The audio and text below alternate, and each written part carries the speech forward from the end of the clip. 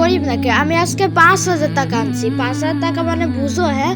আজকে উড়াদুরা তাস খেলা হবে। ঠিক আছে।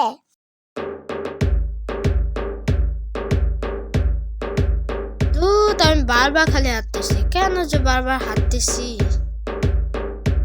ছি ছি ছি, তোমরা জুয়া খেলতেছো? তোমরা জানো না জুয়া খেললে যে ধ্বংস হয়ে যায়? ঠিক আছে, আমি খেলবো না। ওর কথা শুনলে হবে? হ্যাঁ, সমস্যা নাই, আমরা আবার খেলবো। ধুত, আমি হেরে গেলাম। আমি জিতে গেছি। এই নাও তোমার 5,000 টাকা। আমি জিতে গেছি। তারপর ঈসা জুয়া খেলার জন্য সাইকেল বিক্রি করে দিয়ে টাকাগুলো দিয়ে আবার জুয়া খেলতে যাচ্ছে। আজকে 30,000 টাকা আনছি, ধরো নাও। এবার 35,000 টাকা নিয়ে যাব। আর তো মিলে না, আমি হেরে গেলাম। এই নাও তোমার 30,000 টাকা।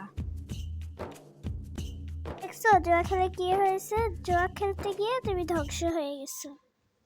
হ্যাঁ, এবার আমি বুঝতে পারছি জুয়া খেললে সবাই ধ্বংস হয়ে যায়।